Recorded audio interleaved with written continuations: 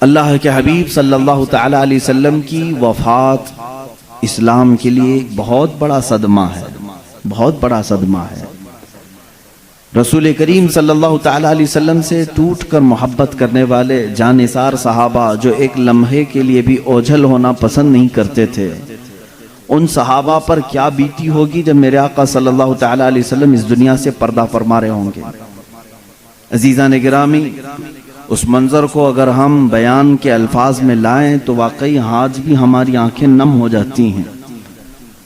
وہ صحابہ جو حضور اکرم صلی اللہ تعالی علیہ وسلم کو تلاش کرنے کے لیے صرف آپ کی خوشبو کو سونگھ کر کے گلیاں ڈھونڈتے تھے، اگر تھوڑی دیر میرے آقا صلی اللہ تعالی علیہ وسلم نظر نہ آتے تو صحابہ بے چین ہو جاتے تھے۔ ان کا تو مذہب یہی تھا، النظرۃ الی وجہ رسول اللہ، رسول اللہ صلی اللہ تعالی علیہ وسلم کے چہرے کی طرف دیکھنا وہ اپنی زندگی کا عین مقصد سمجھتے تھے۔ حتیٰ کہ کام کرنے والے جو صحابہ مزدور تھے ان کی بھی یہ حالت تھی کہ کام بھی ضروری ہے، گھر بھی چلنا ہے، معاش بھی ضروری ہے، لیکن بارگاہ رسالت مآب صلی اللہ علیہ وسلم میں بیٹھنا بھی ضروری سمجھتے تھے۔ تو وہ باری متعین کر لیتے تھے دو صحابہ کہ آج میرے حصے کا جتنا بھی کام ہے وہ تو کر لینا، میں حضور کی بارگاہ میں پورا دن بیٹھوں گا، کل تم بیٹھنا اور تیرے حصے کا پورا کام میں کر لوں گا۔ وہ باری متعین کرتے میرے آقا صلی اللہ علیہ وسلم کے دربار میں حاضری کے لیے بھی۔ تو ان صحابہ اکرام کے لیے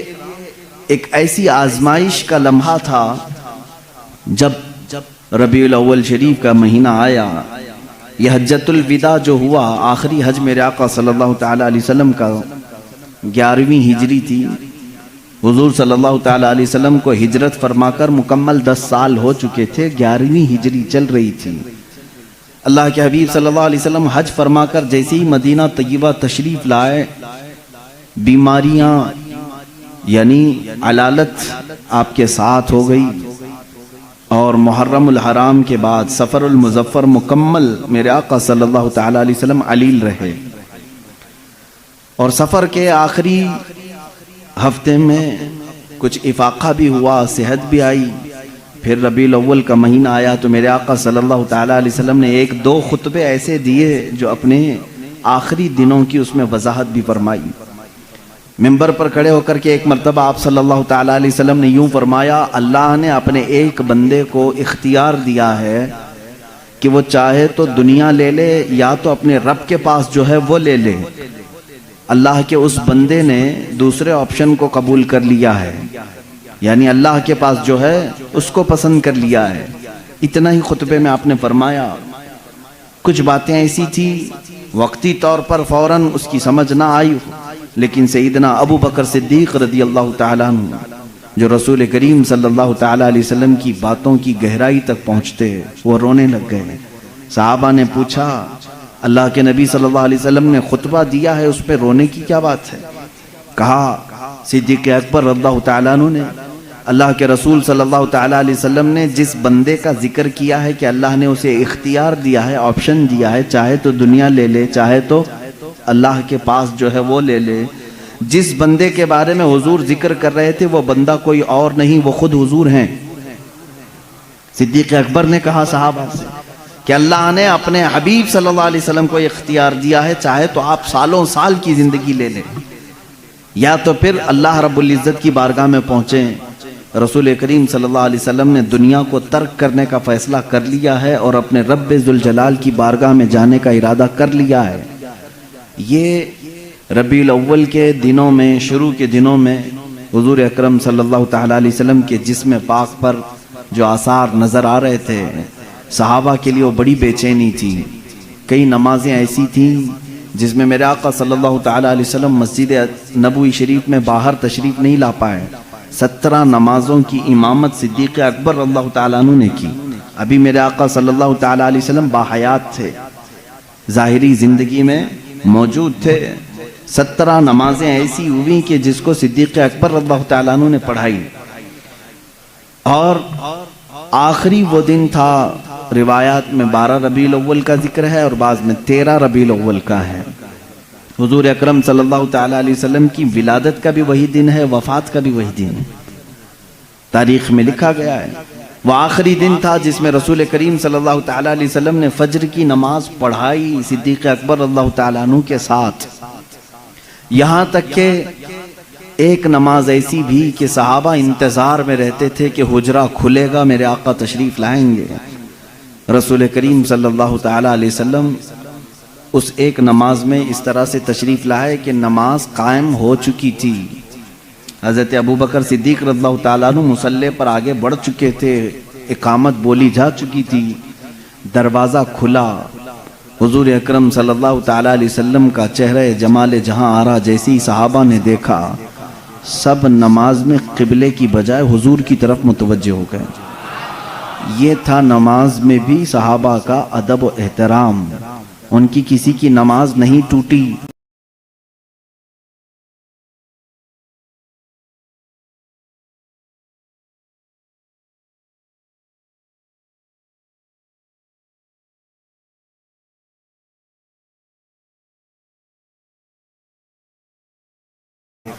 سب نماز میں قبلے کی بجائے حضور کی طرف متوجہ ہو گئے۔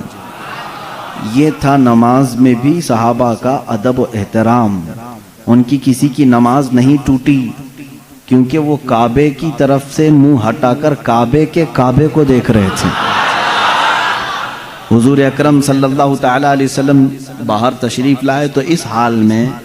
کہ روایات میں موجود ہے، دو صحابہ کے کندھوں پر آپ نے ہاتھ رکھا اور آپ صلی اللہ تعالیٰ علیہ وسلم کے پیر زمین پر نہیں لگ رہے تھے، رسول کریم صلی اللہ تعالیٰ علیہ وسلم کی انگلیاں زمین پر لگتی آئیں۔ اسی طرح مسجد نبوی شریف میں اندر آئے، حضرت ابوبکر صدیق پیچھے ہٹنے لگے تو آپ نے کہا آگے بڑھو۔ پھر صدیق اکبر اللہ تعالیٰ عنہ نے نماز نہیں پڑھائی کہ رسول پاک کے امام ہوتے ہوئے کوئی دوسرا امام ہو ہی نہیں سکتا۔ اللہ کے نبی صلی اللہ تعالیٰ علیہ وسلم نے اس نماز کی بھی امامت فرمائی، صدیق اکبر اللہ تعالیٰ عنہ مکبر بن کر رہے، اور اسی رات کو میرے آقا صلی اللہ تعالیٰ علیہ وسلم کے لیے وہ دن بھی آیا جب سیدہ عائشہ صدیقہ رضی اللہ تعالیٰ عنہ فرماتی ہیں بخار کی شدت اتنی زیادہ ہو گئی تھی کہ بار بار میرے آقا صلی اللہ تعالیٰ علیہ وسلم مسواک کو پانی میں ڈبوتے اور منہ میں رکھتے تھے، کبھی پانی کے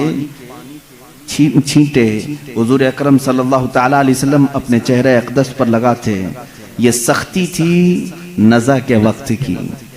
یہ جو نزع کی سختی ہے میرے عزیزو، اس سے ہر ایک کو گزرنا ہوتا ہے، اور اس کے متعلق کہا گیا ہے یہ ایسا درد ہے کہ جس کو بیان نہیں کیا جا سکتا۔ وہ کیسی تکلیف ہوتی ہے، ظاہر سی بات ہے جس کو یہ تکلیف ہوئی اس کے بعد وہ دوبارہ واپس زندگی میں آیا نہیں بیان کرنے کے لیے، جس کو بھی نزع کی حالت آئی پھر اس کے بعد وہ موت کی منزلیں طے کرتا ہے۔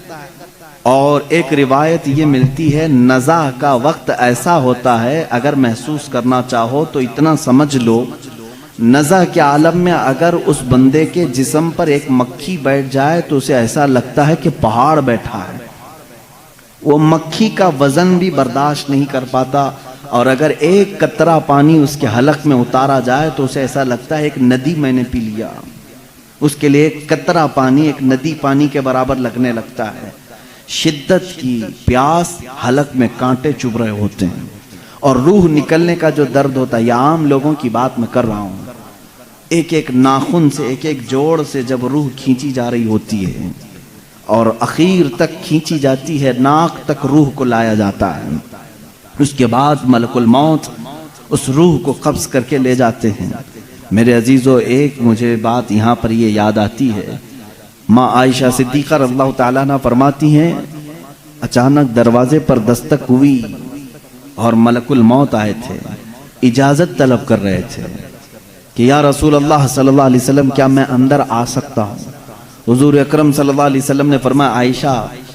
یہ فرشتہ کسی کی بھی روح نکالنے کے لیے اجازت نہیں لیتا، یہ مجھ سے اجازت لیا ہے اور اس کے بعد اب کبھی کسی سے اجازت نہیں لے گا۔ ملک الموت کو بھی یہ حکم تھا اللہ کی طرف سے، نبی اگر اجازت دیں تو روح قبض کرنا۔ پھر وہ کیسے لوگ ہیں جو کہتے ہیں کہ محمد صلی اللہ علیہ وسلم مالک و مختار نہیں تھے؟ مالک و مختار نہیں تھے، یہاں تو روح نکالنے کے لیے بھی اللہ نے پابند کیا ہے ملک الموت کو، جو فرشتہ کسی سے نہیں پوچھتا وہ رسول سے پوچھ کر کے حجرے میں آ رہا ہے۔ اور اس وقت جو مکالمہ ہوا، بعض بزرگوں نے فرمایا ہے کہ رسول کریم صلی اللہ تعالیٰ علیہ وسلم نے اس وقت کیا بیان فرمایا جانتے ہیں آپ؟ اے مسلمانوں، ذرا اپنے ہوش و حواس کو سنبھالو اور میری اس بات کو توجہ سے سننا۔ اگر اپنے نبی سے محبت کرتے ہو، میرے آقا صلی اللہ تعالیٰ علیہ وسلم سے تم گہری الفت رکھتے ہو، تو اس جملے کو سنو۔ ہماری اور آپ کی بھی موت آئے گی، اور ہم اپنے سامنے مرنے والے بہت سارے لوگوں کو دیکھتے بھی ہیں، لیکن جب دنیا سے کسی کی موت کا وقت قریب آتا ہے تو ہم نے دیکھا وہ اپنے آپ کو نہیں پہچان پاتا، اسے خود اپنا نام یاد نہیں رہتا۔ ماں باپ بھائی بہن رشتہ دار بھی اگر قریب ہوں تو پہچان نہیں پاتا کون ہے۔ نزع کی شدت ایسی ہوتی ہے، اپنوں کو بندہ نہیں پہچان پاتا نزع کے وقت، مگر قربان جاؤ اس تاجدار دو عالم صلی اللہ علیہ وسلم کی ذات پر۔ ملک الموت آئے ہیں اور نزع کی حالت ہے۔ اس وقت کیا پوچھا جانتے ہیں آپ؟ رسول کرام وقار صلی اللہ تعالی علیہ وسلم نے ان سے یہ کہا، اے اسرائیل، یہ جو نزع کا درد ہے، کیا یہ درد میری امت کو بھی دیا جائے گا؟ کیا اس درد سے میری امت کو بھی گزارا جائے گا؟ اندازہ کرو میرے عزیزو، اسی لیے ہمارے امام نے یہ کہا، جو نہ بھولا ہم غریبوں کو رضا، جو نہ بھولا ہم غریبوں کو رضا، یاد اس کی اپنی عادت کیجیے۔ ہم غریبوں کے آقا پہ بے حد درود، ہم فقیروں کی ثروت پہ لاکھوں سلام۔ عزیزان گرامی وقار، اس رسول کریم صلی اللہ تعالیٰ علیہ وسلم نے اس موقع پر بھی اگر کسی کو یاد کیا ہے تو ہم جیسوں کو یاد کیا ہے، اپنی غریب بھولی بھالی امت کو یاد کیا ہے۔ اس نبی کا اپنی امت سے جو لگاؤ ہے میرے عزیزو، اس کا بدلہ تم پوری زندگی پر سجدے کر کے بھی نہیں ادا کر سکو گے۔ وہ رسول گرامی وقار صلی اللہ تعالیٰ علیہ وسلم ہیں جو ہمارے درد کا اور ہمارے غموں کا احساس رکھتے تھے۔ باقی یہ دنیا جھوٹی ہے جو تمہیں کہتی ہم تمہارے مددگار ہیں، ہم تمہارے آسرا اور سہارا بنتے ہیں، یہ سب جھوٹ بولتے ہیں۔ اے امت کے غیور بندو، نوجوانوں، تمہارا آسرا، تمہارا سہارا، تمہارا مددگار حقیقت میں کوئی نہیں، سب دکھاوے کرتے ہیں۔ حقیقت میں اگر تمہارے غموں کا کوئی مداوع کر سکتا ہے تو وہ تاجدار مدینہ کی ذات ہے صلی اللہ تعالی علیہ وسلم۔ میں جو بات کرنے جا رہا ہوں وہ یہ ہے کہ ام المومنین عائشہ صدیقہ رضی اللہ تعالیٰ عنہ فرماتے ہیں، اسی حالت میں ان کے زانوں پر سر رکھ کر کے میرے آقا صلی اللہ علیہ وسلم لیٹے تھے۔ ملک الموت اسرائیل علیہ السلام نے آپ کی روح پاک کو نہایت ہی ادب و احترام کے ساتھ نکالا اور اپنے رب ذوالجلال کی بارگاہ میں لے کر چل پڑے۔ اللہ کے حبیب صلی اللہ تعالیٰ علیہ وسلم پاکیزگی کی حالت میں تھے، رات کا وقت تھا اگرچہ، لیکن چہرہ اسی طرح چاند کی طرح روشن تھا۔ سب سے پہلے حجرے میں داخل ہونے والے سیدنا ابو بکر صدیق رضی اللہ تعالیٰ عنہ، حضرت ابو بکر صدیق رضی اللہ تعالیٰ عنہ تشریف لائے، حضور صلی اللہ تعالیٰ علیہ وسلم کو دیکھا، پیشانی مبارکہ نہایت ہی ٹھنڈی تھی۔ آپ نے میرے آقا صلی اللہ علیہ وسلم کے ماتھے کا بوسہ لیا اور کہا، اے اللہ کے نبی، جو موت آنی تھی وہ آ گئی، اب اس کے بعد موت کا درد دوبارہ اللہ کبھی آپ کو نہیں دے گا، کبھی دوسری موت آپ پر نہیں آئے گی۔ اس کا مطلب یہ ہے کہ صدیق اکبر کا یہ عقیدہ تھا کہ ایک موت کے بعد میرا نبی اب ہمیشہ کے لیے زندہ ہو گیا ہے، جو موت آنی تھی وہ آ گئی۔ اللہ کے حبیب صلی اللہ علیہ وسلم اس کے بعد برزخی زندگی میں زندہ ہو چکے۔ اب جو معاملات تھے، یہ پیر کا دن تھا، پیر کا دن گزر کر رات آئی تھی۔ اب جیسے ہی باہر آ کر کے اعلان ہوا، مسجد نبوی میں صحابہ کھچا کھچ بھرے ہوئے تھے۔ وہ اس لیے نہیں کہ موت کی خبر سننی ہے، بلکہ ہمہ وقت چہرے رسول کی زیارت کے لیے بیٹھے رہتے تھے کہ دروازہ کھلے گا، پردہ ہٹے گا، ہم نبی مکرم صلی اللہ علیہ وسلم کے چہرے کو ایک بار دیکھیں گے۔ وہ صحابہ رات بھر اس حجرے کی طرف دیکھتے رہتے تھے، صبح کی اذان ہو جاتی تھی، صبح سے جو بیٹھتے ظہر تک پڑھتے ہوئے رہتے تھے کہ چہرہ انور کی زیارت جس کو وہ عبادت سمجھتے تھے، لیکن آج دروازہ کھلا اور صدیق اکبر رضی اللہ تعالیٰ عنہ جیسے ہی آ کر یہ اعلان فرماتے ہیں گویا کہ صحابہ کے جسموں پر بجلی گر گئی، وہ جہاں سے وہیں ساکت و جامد رہ گئے۔ ایسی پوزیشن کی تاریخ میں لکھی گئی ہے، مدینے والوں پر ایسی کبھی آفت نہیں آئی جس طرح وفات رسول کی غم کی خبر ان پر آئی تھی۔ صحابہ جہاں تھے وہیں کھڑے رہ گئے، کسی کو کچھ سمجھ میں نہیں آتا۔ حضرت عثمان غنی رضی اللہ تعالیٰ عنہ کا حال یہ تھا کہ وہ زمین پر ایسے بیٹھے رہ گئے کہ کوئی ان کو ہلاتا تو بھی نہیں ہلتے تھے، کبھی ان کو کوئی اٹھاتا تو نہیں اٹھتے تھے۔ رات گزر گئی، صبح کے وقت سیدنا عمر فاروق رضی اللہ تعالیٰ عنہ کا حال تو یہ تھا کہ جیسے ان کو خبر دی گئی وہ اپنی تلوار نکال کر کے مدینے میں باہر گلیوں میں اس طرح گھومتے تھے، جوش سے آوازیں نکالتے تھے، خبردار اگر کسی نے کہہ دیا میرے نبی کا انتقال ہوا ہے میں اس کی گردن مار دوں گا، میں اس کی گردن اڑا دوں گا، میرا آقا و مولا فوت نہیں ہوا ہے، میرے رسول کی وفات نہیں ہوئی ہے، میں اس کی گردن اڑا دوں گا اگر کوئی کہہ دے کہ میرے نبی کا انتقال ہوا ہے۔ وہ ان کا جوش تھا، فرط محبت میں کہے جا رہے تھے۔ لیکن اس پوری سچویشن کو دوسرے روز اگر کسی نے سنبھالا دیا ہے تو صدیق اکبر کی ذات ہے۔ سیدنا ابو بکر صدیق رضی اللہ تعالیٰ عنہ نے سب کو جمع کیا مسجد نبوی شریف میں، صحابہ سے پوچھا کہ تم اب تک کس کی عبادت کرتے تھے، محمد صلی اللہ علیہ وسلم کی یا اللہ کی؟ سن لو، جو محمد صلی اللہ علیہ وسلم کی عبادت کرتے تھے ان کا کام تھا اللہ کی طرف سے وہ آئے اور انہوں نے امانت بندوں تک پہنچائی اور پھر وہ واپس اپنے رفیق اعلیٰ کے پاس چلے گئے۔ تو جو ان کی عبادت کرتا تھا وہ سمجھ لے کہ ان کا انتقال ہو چکا، اور جو اللہ کی عبادت کرتا تھا وہ سمجھ لے اللہ آج بھی زندہ ہے اور ہمیشہ زندہ رہے گا۔